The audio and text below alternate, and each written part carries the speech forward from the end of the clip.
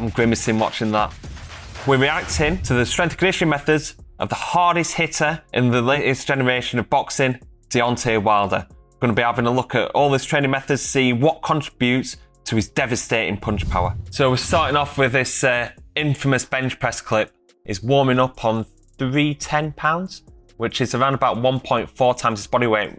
Now this is really strong for a boxer. I'd expect most boxers to be about 1.2 times the body weight on a bench press or pressing exercise. Don't really go to max efforts on a bench press anyway. So he's going to go for here 310 pounds, and this is his warm up. Got two spotters on either side. You know it's serious business when you see that.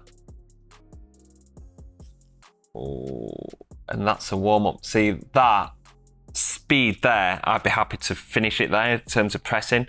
As soon as you go any slower than that, that's when you start compensating using his back. You can see that excessive hip drive into it. A little bit of slowdown through the sticking point, which is due to underactive and weaker triceps. That 310, that's 1.4 times his body weight. I'd be happy to stick it there, but it seems to be going up here. Oof. Okay, stepping up the weight again, 335. On this video, steps up to 350, so he's got another 15 pounds in the tank after this one. It's good that it's got two spotters either side, so it's obviously safe. He's got a good grip on this. A lot of boxers go a little bit too wide. When they go too wide, it becomes shoulder dominant and less on the triceps. Drops it down. Hip drive, not bad. Not bad speed on that. I expected a lot slower. There's a bit of imbalance between left and right, and this is why on the bench press, we don't go to these maximal numbers and do a lot of dumbbell work as well. Lead hand, the jab, is more dominant and more of an arm movement. You tend to be a lot stronger on your left side than your right. So you can see here, as soon as he gets past that kind of sticking point, the left side is just leading forward for right. When you do dumbbells, it's a lot better to control this. And also at submaximal levels, you know, when you go into max out effort, this is where like them injuries can occur. So this is the max one, 350 pounds. To be fair, this is 1.6 times his body weight. So this is the heaviest that I've ever seen a boxer actually bench press. It's just the technique that's a little bit concerning. Again, good grip, good setup. Oh, I'm grimacing watching that.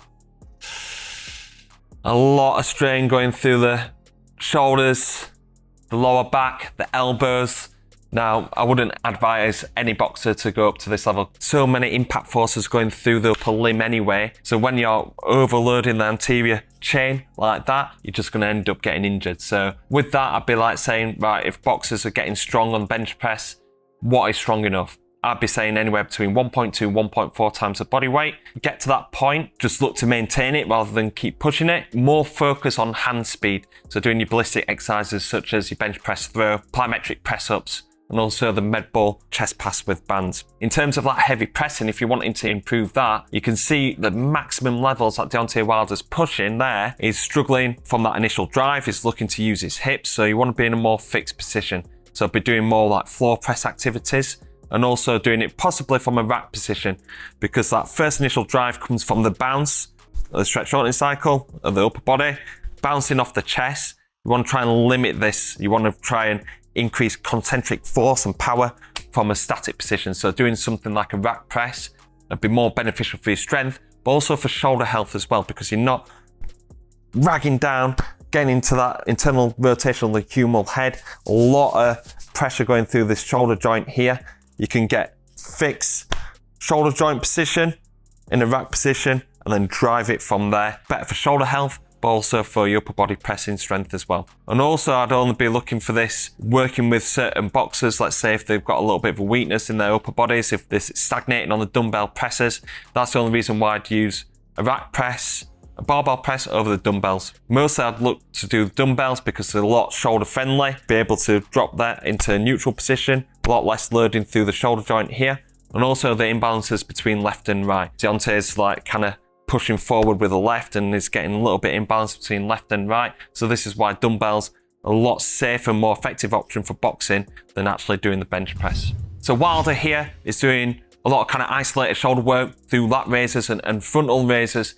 Now, this is quite beneficial for boxing, but very beneficial for Wilder's punch power. The reason why it's beneficial for boxing is because boxers need their shoulders to be strong. They need good shoulder strength and shoulder endurance to be in that stance and guard position, and also throw thousands of punches. Boxers struggle overloading them shoulder muscles through overhead pressing, even though that this is the most beneficial and effective way in building shoulder strength. Because of limitations in shoulder mobility and stability, they struggle to lift enough load where it's a safe and effective process. So we do use the landmine overhead shoulder activities, but it's also very important to include isolated shoulder exercises into your regime, whether that's a prone reverse fly and lateral raises, or what Deontay Wilder's using here is frontal raises. We'd normally go for like kind of lateral raises or reverse flies because this is working the posterior shoulder muscles, and this is important for general shoulder health and working on them imbalances. However, Deontay Wilder, when he's using the frontal raises, these are quite beneficial for him. He uses especially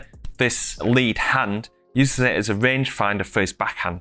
He sets up all of his backhand shots by setting up that lead hand first. He's very, very active without throwing it that much. So he needs that strength in this position to either set it up, start creating movement in his opponent, or even like kind of blocking shots as well. He holds it quite low, so that shoulder's got to be really, really active in there. And to set up his power punches, it's a rangefinder, getting that range so then he can throw maximum force, maximum effort into that right hand. And also is providing that rotational element as well. It's almost getting side on to then whip that full torso through and generate as much power in a short amount of time. This doesn't look like a powerful exercise and that it can transfer into powerful punching performance. It's got really, really light weight here. It works for Deontay Wilder in that very specific context. Setting up that lead hand, being very active with that lead hand, be a rangefinder for powerful backhand, and also to create that pre-rotation to drive in, to generate more torque and more force into that brutal knockout of a right hand.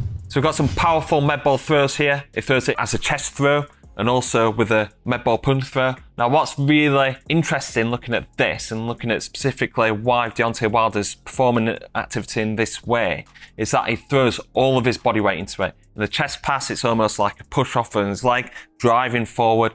And then with the med ball punch throw, it's like literally rotating all the way through, where his head's like nearly down at his knee. It's almost like rotating all the way through and putting all of his body weight into that action. With Deontay Wilder, if you look at his knockout punches, he throws all of his body weight into that one shot. He has amount of faith into that backhand that he's going to knock out that opponent or knock him down at least, that he can overcommit into that shot. From a defensive point of view, this leaves boxers in a vulnerable position, but because Deontay Wilder's got that faith in that backhand, he like overcommits into it. So you can see why these exercises here, where he's driving his body weight all the way into that throw, you can see why this can have a specific transfer into Deontay Wilder's power. Now, from a general point of view, with the standing med ball chest pass, this is great in terms of like kinetic chain sequencing, transferring force from foot all the way through to the fist. Quite underloaded doing it in this way, using your body weight as momentum in terms of like trying to overload upper body speed and hand speed is probably like working a little bit in no man's land here. You want to be restricting any form of contributing factors into that upper body hand speed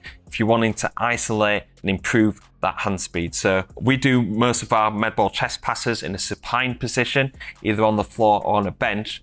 And also we've found boxers are quite underloaded during a med ball chest pass. If they're using 3, 5, maybe even 8 kilos, the amount of momentum that they're creating through the weight that they're moving and how fast they're moving it is quite underloaded compared to a bench press throw or a med ball chest pass with the bands. So if you're looking to put this exercise in terms of like med ball chest passes, look to try and go as heavy as possible, between 8 and 12 kilos if you're walking around anywhere between 55 kilos to 75 kilos. Then if you're heavyweight, you probably need to go a little bit heavier than this.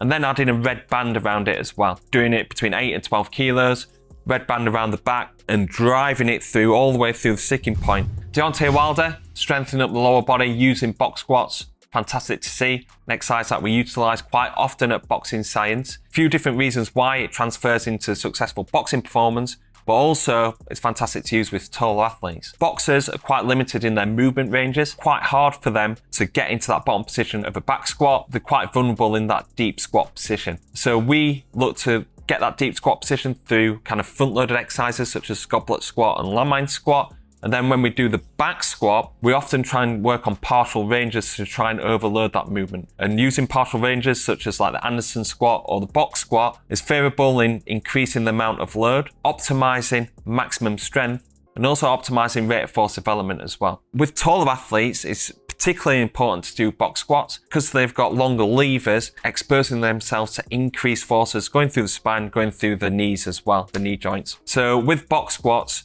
you're reducing that range of motion, reducing the amount of strain towards the bottom of the lift, making sure that you're increasing the amount of load that's on the bar, which will be favorable for maximum strength.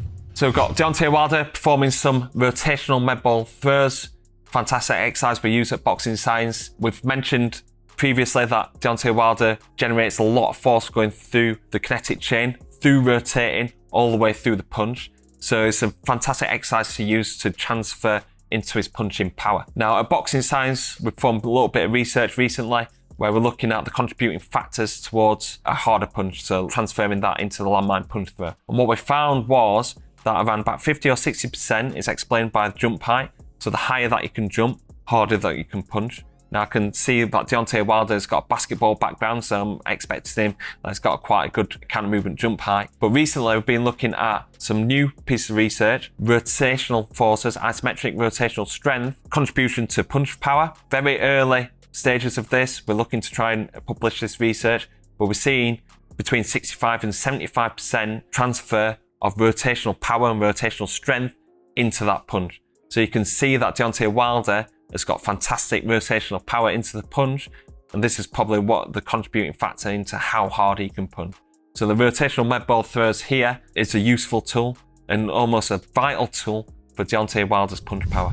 So we've got some kneeling med ball slams, fantastic tool that we use to generate speed and power through the trunk. How Wilder is actually performing this here is quite slow and laboured, not actually meeting the demands of the trunk during boxing, where we're looking to try and control and then reproduce force through the trunk when we're throwing single or combination punches. With Wilder here, it's quite slow and laboured. It's picking up the med ball, putting it overhead and kind of leaning into that action. When we perform kneeling med ball slams at Boxing Science, we're looking to train the stretch shortening cycle of the trunk, controlling force and then reproducing force.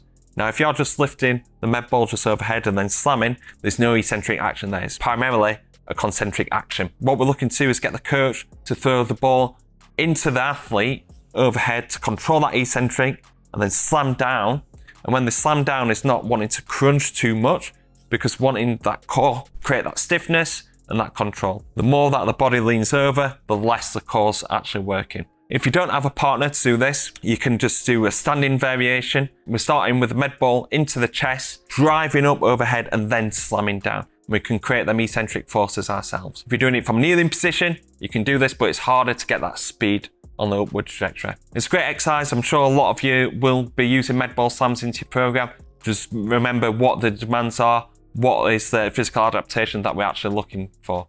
We're looking to develop that stretch shortening cycle of the trunk, and a vital part of that stretch shortening cycle is the eccentric part. So make sure that you're creating speed and intent to overload that eccentric to then power up that stretch shortening cycle of the trunk. Plank into Burswood Ball is on the fists. You can see that this has been a great exercise for a range of different reasons. First of all, it's great for core stability and strength. Doing it on the fists will increase that kind of shoulder stability element. It's getting the muscles working around the rotator cuff, being in that fist position, isometric strength going through the wrist. Really important to protect the hands and wrists.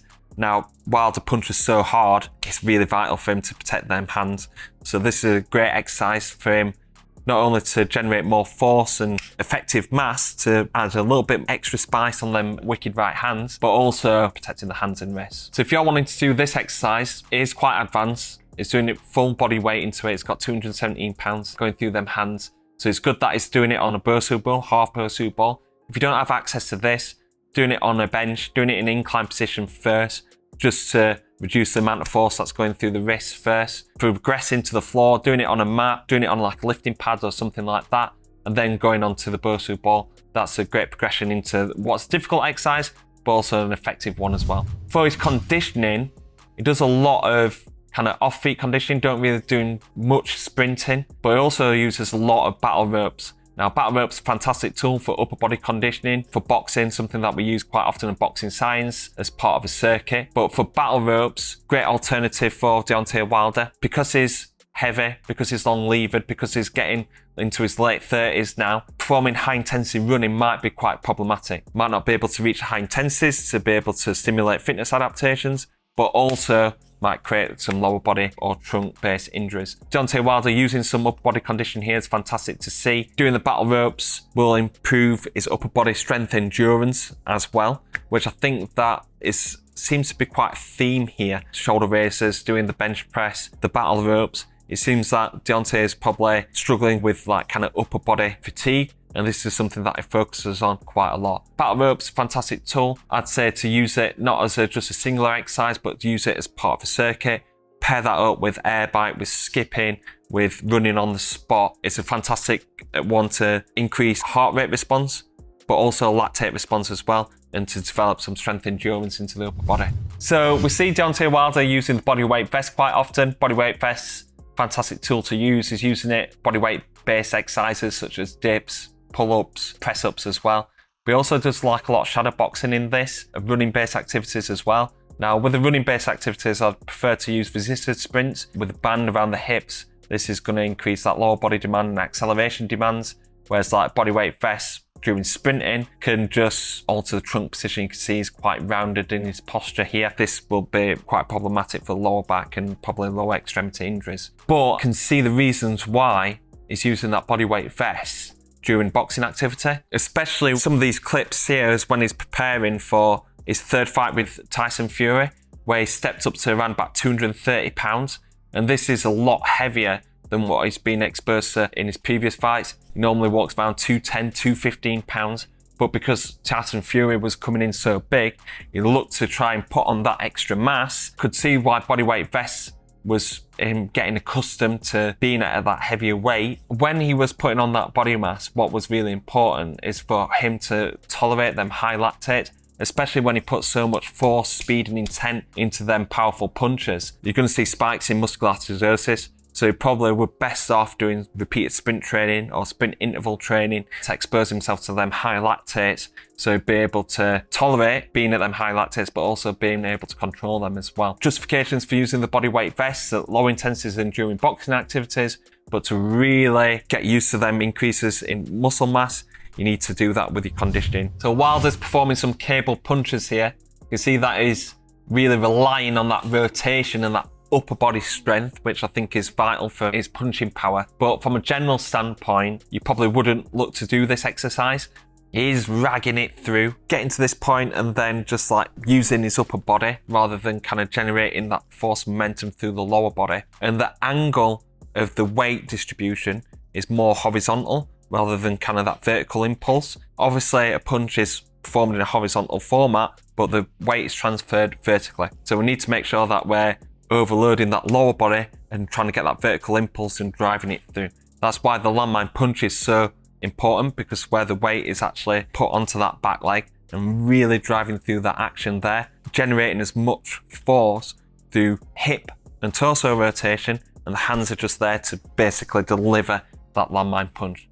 And also with the med ball punch throw, encourage our athletes to load up that rear leg and to try and get as much loading through the lower body as much as they can to transfer that into a punch specific action. So Bulgarian split squats, a useful tool, a very popular tool in the strength and conditioning world. Now, would I use them for a boxer? I would use them in a few ways. Maybe for a mobility point of view, because it's fantastic to stretch the rec fem, the main hip flexor. However, to overload this in terms of strength exercise, you struggle loading up that front leg. The reason why is because boxers quite tight in their hip mobility, limit the amount of range that they can perform. At that bottom end, they might look to try and compensate through the lower back. So this will affect the safety of this exercise, but also affect the amount of load that you'll be able to load up that front leg. And when we're looking primarily for strength adaptations, the Bulgarian split squat might not be the right choice for a boxer. So for strength training exercises for a lunge type activity, we look to do split squat, reverse lunge, or walking lunges. If we're looking to overload that front leg to advance this exercise, we look to do two different things. An offset variation, having a kettlebell or dumbbell towards the opposite side of the standing leg. This will challenge that knee alignment, which will activate the glute and glute med a little bit more. And this will be beneficial for hip stability, hip strength, and also will transfer into forceful and powerful hip rotation. The other way, provide bias towards that front leg through elevating the front leg. So a front foot elevated reverse lunge or a split squat. This will increase the amount of weight load that's going through that front leg, which will increase strength adaptations. The back knee will be able to go a lot lower, which will increase that range of motion demand on the lunging activity. This is quite eccentric based, so we do this towards start of camp. Towards the end of camp, we'll look to do dumbbell step up, so increasing the height of the box and go for more concentric based activity. This will be more effective in overloading single leg variations, which will be more beneficial towards strength adaptations than the Bulgarian split squat. So see Deontay Wilder here, shadow boxing in the sea. He does this quite a lot, whether it's the sea or the swimming pool. His lower body is submerged, but the upper body isn't. What are the reasons behind this? I feel that his justifications would be that he's moving his feet underwater. That's making it a lot harder for him to move the feet underwater. Now this will help speed up his feet. A lot of people can see justifications for this and look to do this in a different way, providing like resistance bands around the feet, around the ankles, or using ankle weights to try and slow the feet down to increase that kind of demand to try and speed up the feet under weight load. As soon as you take the weights off, then you'll be faster through the feet. I can see the justifications for that, but I'm more in the camp of looking to try and speed the feet up and looking to do overspeed training, pulling people into like a banded position. So we do the banded shadow box with the band around the hips and pulling them forward, looking to some overspeed training that way, doing the ladder drills with the weights on the ankles and stuff like that. You're a little bit in no man's land because you're not providing enough stimulus there to create high force outputs, and it's enough weight to slow the feet down. I'd be like, right, if you're wanting to provide some strength elements, obviously you use your squats and your single leg exercises and your deadlifts to strengthen up the legs in slow actions. But this is always done with maximum force, maximum intent, maximum speed. We're trying to lift the weights as fast as we can. That is really overloading the lower body, get it stronger, but also faster as well. Somebody that's looking to try and increase footwork speed, I'd be more looking towards the agility ladders, more looking towards some banded shadow box activities. Now, you've only got to look at Alexander Usyk's. Check that out if you haven't checked it out yet, the Boxing Science Reacts video, where we're looking at his footwork speed. He's got the best feet in the heavyweight division. Everything is done with speed and intent. Same with Lomachenko, obviously the lighter version of Usyk. Everything's done with speed and intent. These are the masters of footwork drills, and all you can see is them providing speed and intent into them drills rather than trying to weigh down the feet, because you're a little bit in no man's land in there. So that's the end of this Boxing Science Reacts video. Thank you very much for watching. It's been great to analyse Deontay Wilder's training techniques. You can see that it doesn't really lift that heavy. You can see why these exercises are having a transfer into his unbelievable knockout power. Obviously, a lot of his knockout power comes through his boxing technique and his genetics and everything like that, his lever length, but you can see that some of his exercises that he uses benefit into his performance. And that's the most important part of strength and conditioning. What the justifications are for this exercise and why is that transferring towards successful performance. There's many ways on how to do that, but as long as you've got that justification and strong vision in mind, there's many ways to train a boxer. So thank you very much for watching. Please hit the subscribe button so you don't miss out on any future content. And if you're new to the channel, go check out our other videos of the Boxing Science React series, where we look at Usyk, we look at Gervonta Davis, Ryan Garcia, Lomachenko, Golovkin, Canelo, Bivol, Beterbiev. So go check that out and let me know what athlete that you want me to react to next. Thank you very much for watching. Hopefully see you on the next episode of the Boxing Science React.